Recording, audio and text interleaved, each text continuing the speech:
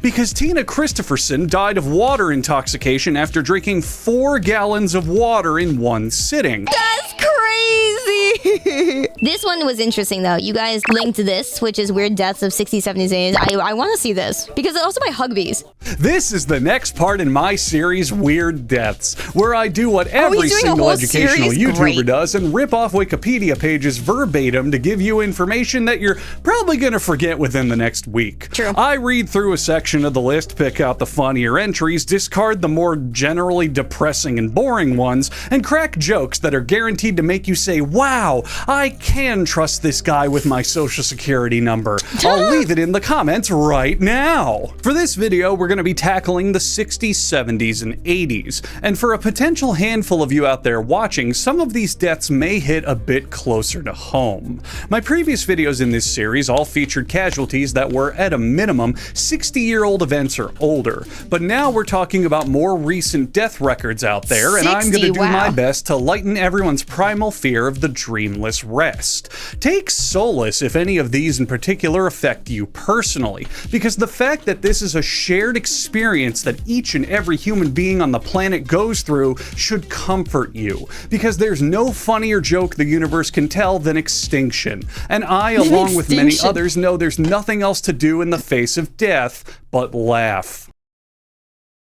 Clarence Hudson was a 66-year-old department store janitor living in Wenatchee, Washington.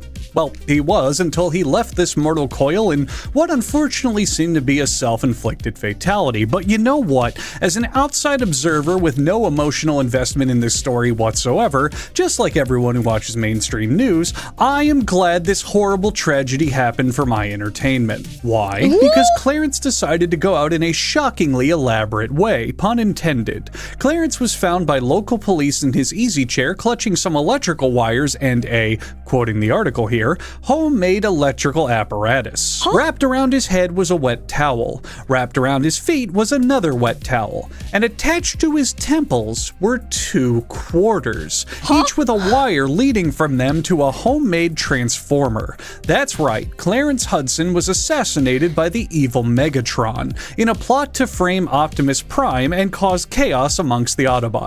No, not that kind of transformer, you idiot. The kind that delivers electricity. Clarence had made an entire fully functional electric chair out of some coins, some wire, and a chair. This man just MacGyvered himself to the afterlife, and pretty damn effectively too. Police estimated he had received over 1,000 volts through his body. Considering that all it takes is 30 volts to stop someone's heart with a potentially lethal charge, Clarence probably set his chair to the rotisserie chicken setting and shrugged, saying it really didn't matter anyway. Perhaps a bit stranger is the only source for this story available. It was reported in the Fort Lauderdale News newspaper back in the 60s, the day after it happened. Fort Lauderdale is in the lawless sovereign land of Florida, not Washington. I'm going to assume some local or Washington-based newspapers covered the story first, but I really can't find anything else talking about this one online. There just isn't any pop-up history blogs talking about this, and it's just the Wikipedia entry followed by a link to the Fort Lauderdale newspaper. And even sillier is that to read this newspaper article, the website archiving it wants you to pay $75 fucking every 6 months just to access their database. Who in their right mind is going to read so many old newspapers that it warrants more than the cost of The Legend of Zelda Tears of the Kingdom twice a year? I'm perfectly happy using the algorithmically extracted article preview text, thank you very much. After all, the newspaper page is printed verbatim right here on the website. Wow. Why would I... Hi, Oreos. Welcome. Scroll down. Scroll. Shirts. Oh, Jewy. So I 57 Sturgis I dash V by Icky Brothers. My God, I haven't seen anyone advertise that in ages. They're tapered, cotton, and even come in loaded green. Fuck's my credit card. Oh, I'm coming, babies. Common wisdom for childhood nutrition is you gotta eat all your vitamins, although maybe times have changed. I personally stopped watching Sesame Street around season 48 when for some reason they thought dedicating 6 straight episodes to Elmo's Communist Manifesto was a good idea. Or perhaps London-born health guru Basil Brown marathoned programming made for preschoolers, because the guy just could not get enough vitamins. Spiraling somehow on the other end of unhealthy addictions and blatantly suffering from a healthy addiction, Basil was addicted to drinking carrot juice. And in the weeks before his death, he was drinking about a gallon of carrot juice every single day. He drank so much carrot juice, his skin had turned bright yellow. So what did end up killing him? Well, a normal dose of vitamin A is about 2,000 to 3,000 international units, which is a standard unit of measurement for vitamins. This varies greatly based on age and from person to person. More importantly, your body is also pretty damn good at filtering out unused vitamins, as the daily tolerance of vitamin A is thought to be about 10,000 units. Basil was drinking about 7 million units of vitamin A per day in the time leading up to his death.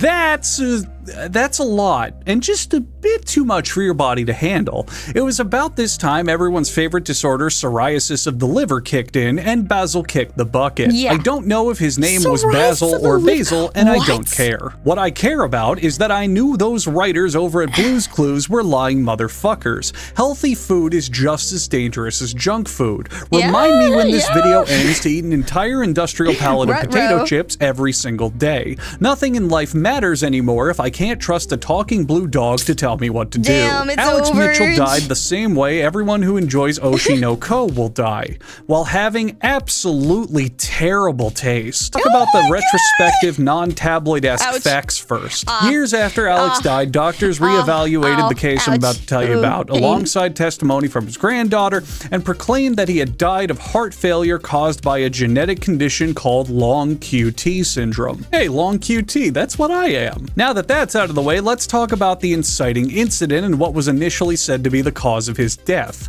Alex Mitchell died from heart failure brought on by laughing for 25 minutes straight at an episode of a British comedy TV show. Just to prove I'm not in the wrong here, I looked up exactly what show killed Mr. Mitchell, and it was the episode Kung Fu Capers of The Goodies. Here's a time-lapse of me watching the entire episode. It wasn't good.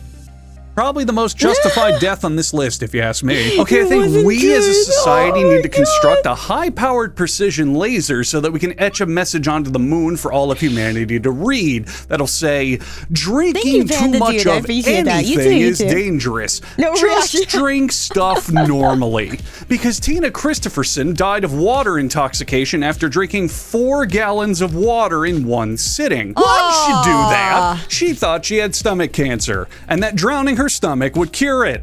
It didn't. That's crazy. That's actually great. This has got to be the best one. I swear. It is simple and easy. You know, the guy was making an electric chair. You know, he had plans. That man was like concocting shit. This bitch just went, I got stomach cancer. I can make it go wash out. You know? Oh my god. Okay, in her defense, this was like 60s, 70s, 80s. You know, the 60s, 70s. Death of the 60s, 70s, 80s. You know, to be fair, right? You know, to be fair, they didn't have like knowledge, right? Science knowledge. But like that's funny as all hell. That is just hilarious. We're not gonna get shit like this as we go into like the you know like 2100s, 2200. You know, like once we get up there, right? We're not gonna get shit like this. This is just comedy gold. That's why she's on this list, and what led me to exacerbating this point to make you giggle while simultaneously dragging out my runtime analytics to generate even more revenue. In a fucked up matter-of-fact way, her death has done absolutely nothing but benefit you, me, and the millions upon millions of other people watching this video. And in a grand scale perspective, Tina benefited from her demise this way because the circumstances allowed her memory to continue on, compared to if she simply faded out of public consciousness. Isn't existence fucked up?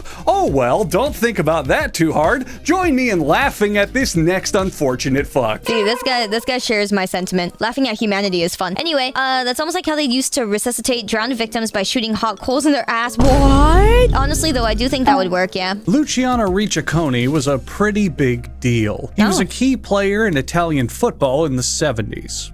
I don't mean Italian football like how American football is its own thing, except I do, because by football they mean soccer, but as American, when I hear football, I think football, but then they call American football, not soccer. He's a soccer player. God damn it doesn't matter. Luciano was a top-tier Italian soccer player for the SS Lazio Football Club and was a standout asset on his team and took home some very important championships. Italians care about soccer. You should not care about these details beyond he was a famous athlete on a famous Italian soccer team, which was beloved all throughout the country, whose greatest claim to fame is giving landholder rights to the Super Mario Brothers. Around Luciano's peak in the mid-70s, his team became synonymous with a gay swingers party 20 minutes after the cocaine arrives. They were a rowdy bunch of ball handlers. Their device in particular for romping hard with the boys was pranks. The team loved to pull pranks on everything that could conceive the concept of being duped. Also, the team had a reputation for owning guns and shooting them off randomly for fun,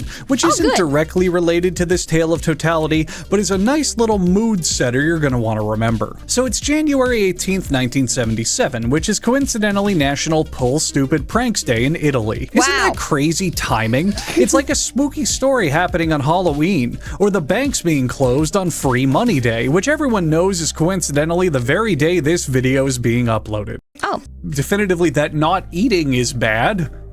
That's pretty obvious, but maybe one of you out there needed to hear that so you could power down a quest bar or two. Okay, there's probably some real poison fanatics in the comments berating me for not giving them the juicy poisoning they were hyping themselves up for. Fine. Here it is. On September 7th, 1978, Bulgarian political dissident Georgy Markov was killed via ricin poisoning. No, that's just shocking to me. That he just went, oh, no, never mind. No, I'm just not eating anything. Bye-bye. It is an unusual death. I mean, ricin's a toxin that's made from the same plant that makes castor oil. A lot of you are probably familiar with it due to its use as a plot device in Breaking Bad. This video, though, is like a fucking hour long. I don't think I'm going to end up watching the whole entire hour, but it is really interesting to see how a bunch of different people have randomly died over the years.